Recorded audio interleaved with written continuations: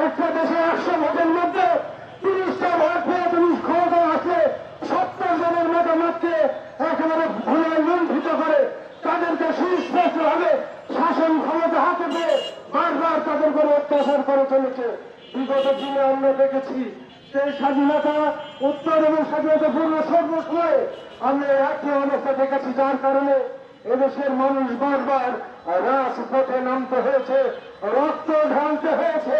কেননা মাত্র 30% সমর্থন পেয়ে সে পুরো দেশটাকে শাসন করছে, নিজের মতো মনে করছে, লুটপাট শুরু করছে, এই জাতিকে গোলামের জাতি বানানোর চেষ্টা করেছে।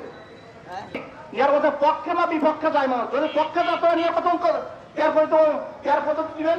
পেয়ার পদ্ধতি না দিলে অনেক সমস্যা আছে। পেয়ারের নির্বাচন আমরা চাই।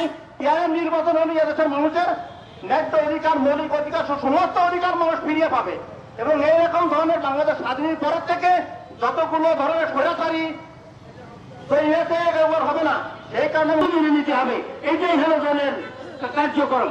কিন্তু ইনারা মনে করতেছেন আমরা ভোট দিলাম এই জায়গায়, প্রার্থী হবে আর এক জায়গায়, এমপি হবে আর এক জায়গায়। এই একটা ভুল ভাল বক্তব্য দিয়ে মানুষকে বিভ্রান্ত জন্য আমাদের মনে হচ্ছে 18 কোটি বাঙালির যে স্বপ্ন দেখেছে সে স্বপ্ন হয়ে গেছে।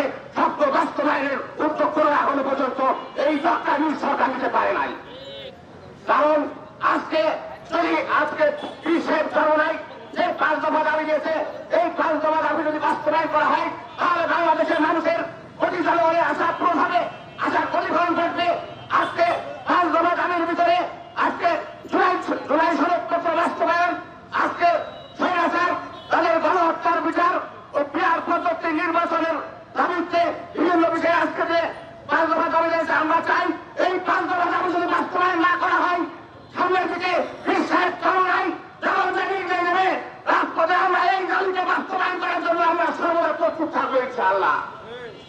আজকে আমরা আরো দেখতে পাচ্ছি কি একটি দল নিজেদেরকে গণদল ভেবে, তারা নিজেদেরকে ক্ষমতাবান ভেবে তারা তাদের মতন সবকিছু সাজিয়ে নেওয়ার চেষ্টা করছে, যার বিগত স্বৈরাচার জাতির সরকারের কোন বিকল্প কিছু নেই, তারা একইভাবে আসছে বলে আমরা মনে করি।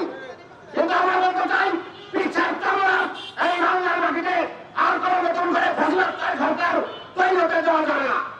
তাদের যদি আমাদেরকে একসাথে আমাদের পিছায় চাওয়ার কথাই প্রথমে রক্ত দিতে হয়, রক্ত দিব, জীবন দিতে হয়, জীবন দিব, তাহলে এই বাংলার জমিনে আর কোন স্বৈরাচারের উদার হতে দেওয়া যাবে না ইনশাআল্লাহ। আমি আমার এই বক্তব্য শেষ করছি। আসসালামু আলাইকুম ওয়া রাহমাতুল্লাহি ওয়া বারাকাতুহু। পীর সাহেব চরমনাই জিন্দাবাদ, ইসলামী আন্দোলন বাংলাদেশ জিন্দাবাদ।